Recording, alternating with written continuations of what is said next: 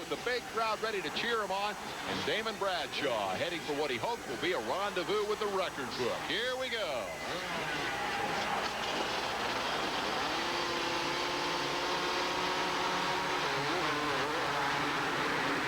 Charge to turn one. Who's got the whole shot? Give it to the Frenchman. The series champ, Jean-Michel Bayle, number one, is out front for the first time this year.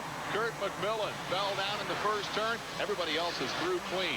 Side by side for second. Number 9, Matasevich. Number 6, Ward. Larry Ward is fourth. Damon Bradshaw, fifth.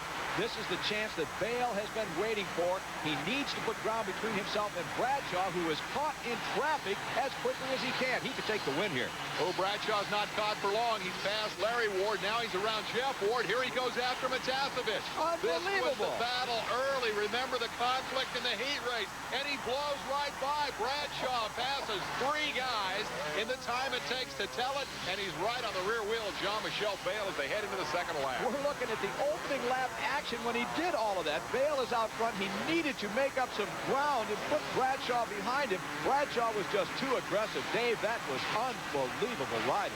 Yeah, this is the style that Bradshaw has shown all year long. Charge on the first lap. And somewhere way back in this ruck is number 2, Jeff Stanton, who just got a terrible, terrible start. His teammate, Bayle, has to carry the Honda hopes alone. Well, now you have said, Larry, time and again, that if this guy could get out front, perhaps he had the stuff to beat Damon Bradshaw. You are on the spot now, because here comes Bradshaw. Well, I don't think there is any question that he has the stuff. Will he display it? There's a question mark. Bayle was the dominant figure in 1991. Anyone that knows anything about Supercross knows that. He's battling the dominant figure of 1992. Who's going to come out on top? I wouldn't bet the farm either way. The Kawasaki's are all lined up in 3rd, 4th, 5th, 6th spots, and here comes Jeff Stanton. By my count, 8. Long way to go to the front. Back to the lead battle. Look how wide Bradshaw comes charging through that corner. I don't think there's a man on the racetrack that he'd rather pass than Jean-Michel Bayle, primarily because of that number 1 plate. Here's Jeff Ward, and the other man on the move is Larocco. He has come past a couple of people, and there you see the bobble by Ward that will let Larocco get even closer. Mike, number 7, still looking for the form that carried him to victory in the series opener. Talk about form, this guy's got it. JMB. Jean-Michel Bayle, 2 times a world champ. He came to the United States and conquered everything that he saw here. Now, Bayle just looked quickly over his shoulder at Bradshaw, and I want to tell you right off the top that is an unusual move by Jean-Michel Bayle. He generally rides his own race, lets other people worry about him, but I think he knows Bradshaw is back there, and probably he's reacting just exactly the way Damon would like him to react. This guy looks calm and cool. Brian Lunas is the man who builds the motorcycles, and some would say maintains the psyche of Damon Bradshaw and gives him the signal right there. He doesn't look like he's the least bit worried about where they're running at this moment. Long way to go yet as Bayle leads Bradshaw early in Atlanta. Leads Damon Bradshaw, number 4, winner of 4 straight races, who says, I'm going to ride every lap of this season as if I were behind in the points. And he has certainly done that here tonight as he charged from 5th place to 2nd in less than a lap, and now puts the pressure on Jean-Michel Bayle. He's following Bayle, studying his lines, but more importantly, I think, if I'm Damon Bradshaw, is I keep showing him that front wheel, revving my engine and worrying him just a little bit. He knows I'm back here, so I'll just wait and see what happens. Cliff White obviously jazzed to see Bayle out front. The Honda team won the first 5 races last year. This is the first time this year they have so much as led a lap. Bradshaw comes up, gives Bayle a look once again. And Bayle sees him and moves over to take the line away, and there he's doing it again. He's watching over his shoulder every lap. He definitely is, almost every corner. And, you know, it's almost as if, he doesn't want to lead. He's trying to get out of Bradshaw's way, maybe. He may be afraid of Bradshaw. He has said off the record all season long that he thinks Bradshaw will crash, hurt himself, and lose the championship. Into that corner, Jean-Michel Bayle stood upright on the motorcycle. He was on the brake and just kind of coasted through. Bradshaw made no kind of move there. Look at, again, he did that, and this time Bradshaw took advantage of the situation. Dave, I think that Bayle let him by. Bayle looked like he might have hit that hay bale and slowed him up a little bit. Bradshaw has taken the lead, and this time it took 5 laps to do it. And now Brian Lunas is tapping his temple, the universal signal that means think, kid. Don't do something stupid now. With Bradshaw in the lead and Vail now in pursuit. I want to go back, Larry, and take another look at that pass and see how Bradshaw got around him. Well, let's take a look as soon as we get back today with the two lines, inside and outside. Vail's on the inside, and Bradshaw gets the drive, and he's able to double while Vail could only single. Now, had Vail gone to the outside, Dave, Bradshaw simply would have blocked pass. Results would have been the same. He would have been in the number one spot. Again, I want to say, though, let's watch these two riders as this race unfolds, but I'm not at all sure that at that point in the ball game, Vail wanted that number one position. I can't imagine that he would want to finish second to Damon Bradshaw, but on the other hand, I can see where he might want to just finish the race and not get involved in a Matasevic-style tangle and find them both on the ground. Speaking of Matasevic, look at this. He is the engineer of the Kawasaki freight train. He's running third. Ward's running fourth. Morocco's running fifth. Kedrowski's running sixth. And they're all on those green motorcycles. A whole passel of green up front. And here comes Morocco around the outside of Jeff Ward, trying to move up one more position. Will he get the job done? Yes, he does. Now, here's the thing about the Kawasaki freight train. We know that Matasevic and Ward, Matasevic rather, was almost hit by Morocco. We know that he runs out of gas around 9 or 10 laps in because of that leg injury that he is still recovering from.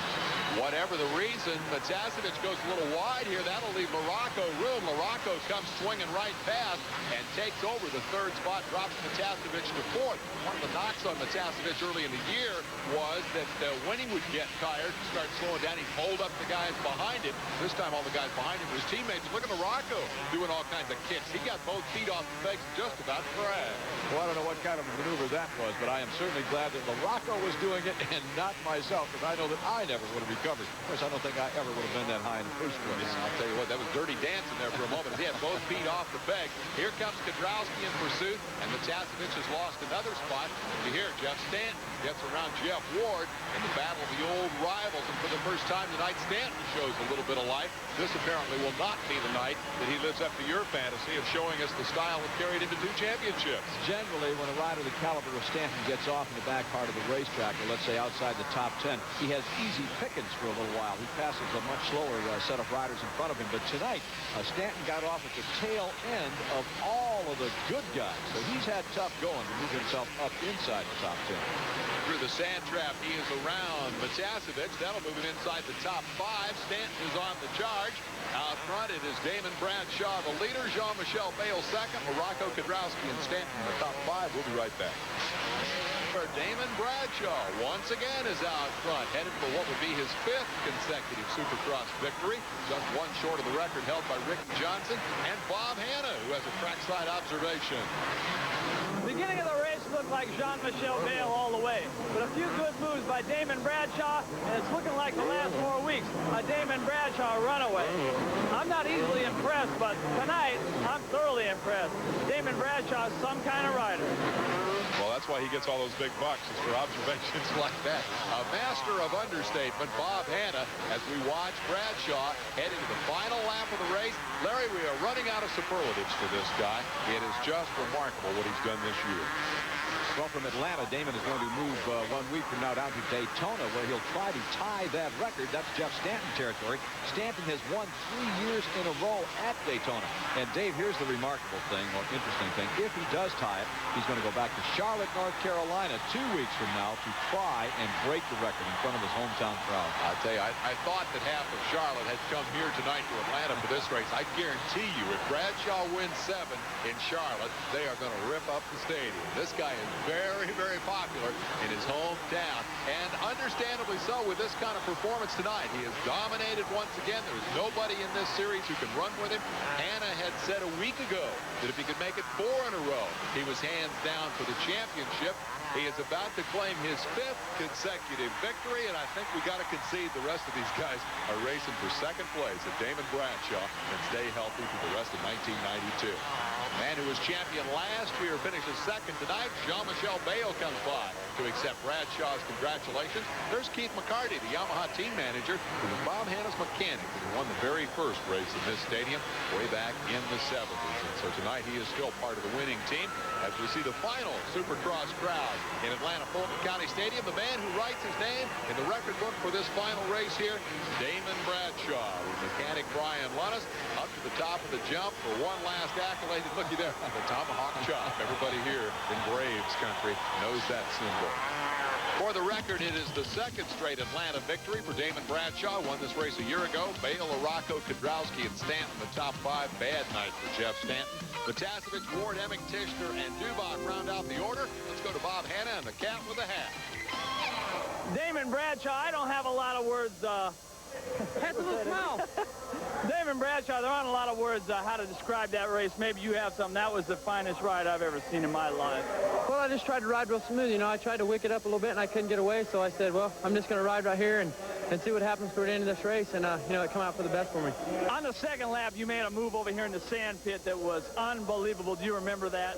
Yeah, I do. I think Bale didn't want to be leading. He was riding real slow on the outsides, and I think he was wanting me to come around. So I took it. I said, we're going to see what happens. So I took the move, and it stuck. It looked like he had him covered tonight. I was wondering even myself. I said, was Jean-Michel out front on a hole shot like that? You didn't get a real good start, but unbelievable. I like to win with a dirty number plate. You did, Damon. Good luck in the next 5, huh? Thank you.